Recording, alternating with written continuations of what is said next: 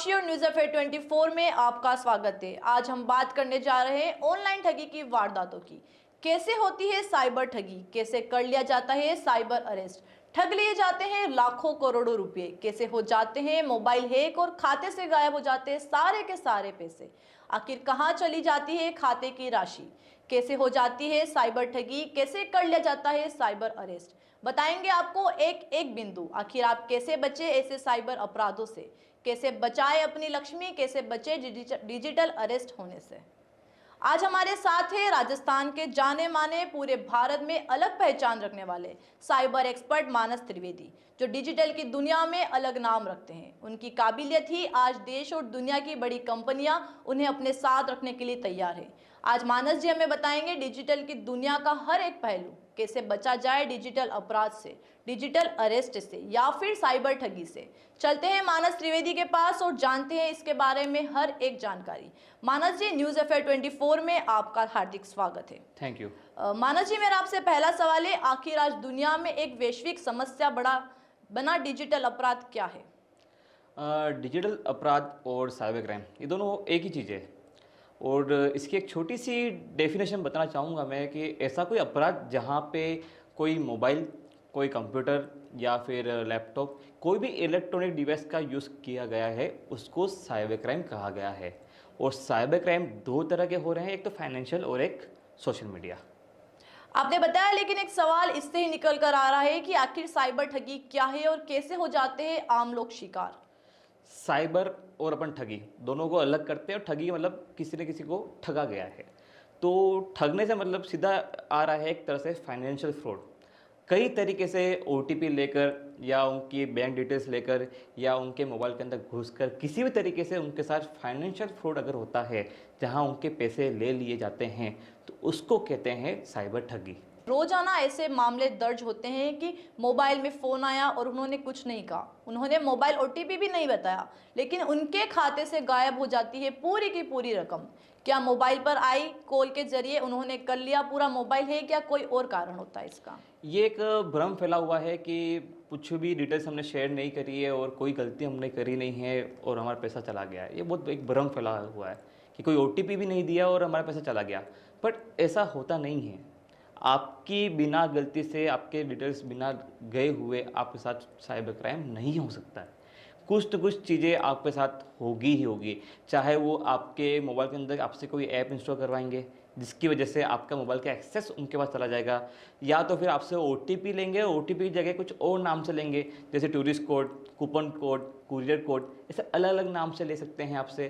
तो कई तरीके होते हैं आपसे पैसा लूटने के लिए, आपके साथ साइबर क्राइम करने के लिए। तो ये एक भ्रम फैला हुआ है कि हमने कुछ भी नहीं किया और हमारे साथ में साइबर क्राइम हो गया है। कई बार ऐसा होता है कि लोग बात छुपाते हैं कि हमने ये तो कुछ डिटेल शेयर नहीं करी, बट हमारे साथ साइबर क्राइम हो गया है। बट गलत है ये चीज़। कुछ न कुछ आपसे गलती होती है, बिना आपकी गलती के साइबर क्राइम कभी नहीं होता है। माना जी, ये तो साइबर ठगी की बात होगी, लेकिन इन दिनों डिजिटल अरेस्ट भी की चर्चा भी जोरों पर है। और क्या है ये पूरा मामला, कैसा होता है साइबर अरेस्ट कर ठगी का पूरा ये खेल? साइबर अरेस्ट आज के टाइम पे बहुत केस सामने आ रहे हैं। रोज़ कोई ना कोई केस सुनने में आ रहे हैं और मीडिया में हर जगह अलग अलग जगह से ये खूब सारा मुझे इसके बारे में सुनने में मिल रहा है। तो मैं इसमें बताना चाहूँगा कि साइबर अरेस्ट क्या है, कैसे करते हैं ठगी इसमें, और किस तरह से आपसे ये इतना आपसे इमोशनल जुड़ के आपके साथ ठगी करने का प्रयास करते हैं। तो एक केस के ज़रिए ही मैं बताना चाहूँगा। होता क्या है कि एक मेरा फ्रेंड है, उसके साथ बताता हूँ कि मेरे फ्रेंड के पापा के पास फ़ोन आया पास में कि यार ये कहाँ पे है आज, मैं उसका फ़ोन लग नहीं रहा है। मतलब क्या हुआ?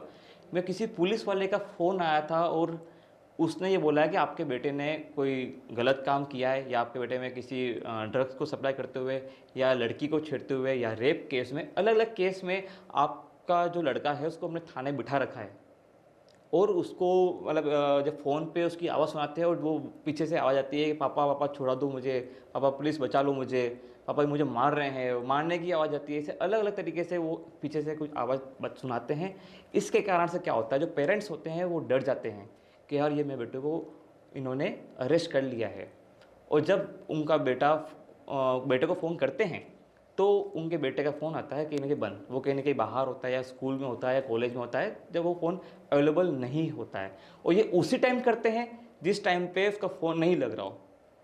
क्योंकि आप जानते हो कि अपनी जो डिटेल्स है, आपका मोबाइल नंबर, आपकी मेल आईडी, आपके फादर नेम, मदर नेम, ये कहीं न कहीं लीक हो चुके हैं। किसी किसी ऐप के थ्रू या किसी किसी डाटा के थ्रू ये लीक हो चुके हैं। और कई बार ऐसा सुनने में आता है कि आप आज इसका डाटा लीक हो गया, आज इसका डाटा लीक हो गया। तो कहीं न कहीं आपकी डिटेल्स ऑलरेडी शेयर है उनके पास में। आपके पास आपके बेटे का मोबाइल नंबर, आपका मोबाइल नंबर, आपकी ईमेल आईडी, आपकी बैंक डिटेल्स सब कुछ शेयर है। इवन आपके मदर का एवरीथिंग, सब कुछ टोटली शेयर्ड है उसमें। तो वो तभी आपको इस चीज़ में फँसाएँगे जब आपके बेटे का कॉल नहीं लग रहा होगा। तभी वो आपको कॉल करेंगे। पहले वो ट्राई करेंगे कि हाँ, इसका कॉल लग रहा है, नहीं लग रहा है। जब नहीं लग रहा, आप उससे कॉन्टैक्ट में नहीं आ सकते हो, उसी टाइम पे आपको ये प्रेशर करेंगे, आपके साथ इमोशनली गेम करेंगे कि अगर आप चाहते हो कि आपका बेटा जल्दी छूट जाए इस केस से, तो आप इतना पैसा हमारे अकाउंट में ट्रांसफ़र करो। वो आपको वीडियो कॉल भी करेंगे। वीडियो कॉल में एक आदमी यूनिफ़ॉर्म, पुलिस यूनिफ़ॉर्म में वर्दी में बैठा होगा। उसको वीडियो कॉल दिखाएंगे, पीछे फ्लैग्स लगे होंगे, ऐसा लगेगा कि हाँ, ये एक किसी कमिश्नर का या किसी अच्छी रैंक के अधिकारी का ऑफिस है। वो बिल्कुल वही शो करेंगे। और फिर एक आवाज़ सुनाई देंगे, उसको मार रहे हैं, कूट रहे हैं। एक अलग सा इन्वायरमेंट जनरेट करेंगे ताकि आपको यकीन हो जाए कि हाँ, आपका बेटा मुसीबत में है।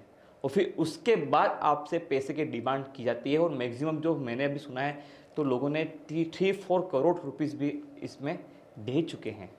लोग फंसते हैं और ये इतनी जल्दी करते हैं कि हाँ, 50 लाख मांगे, 1 मिनट में 50 लाख दो, तो पेरेंट्स बिना कुछ सोचे समझे उसके अकाउंट में 50 लाख रुपीज़ भी ट्रांसफ़र कर देते हैं।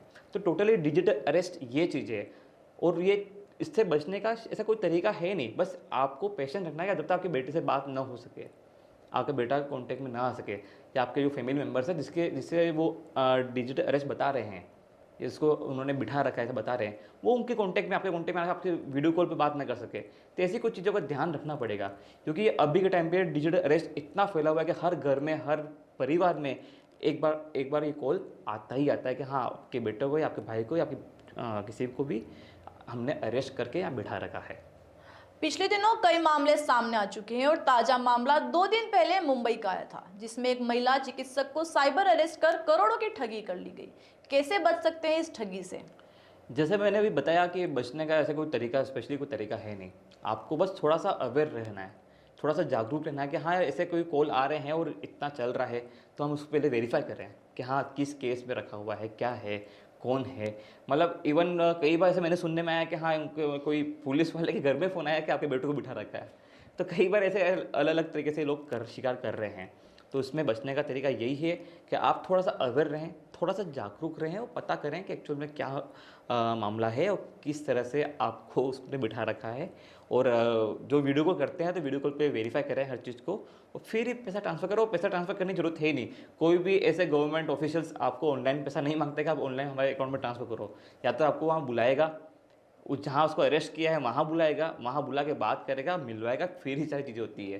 तो ऐसे पैसा मांगने पर आपको किसी को भी पैसा नहीं देना है।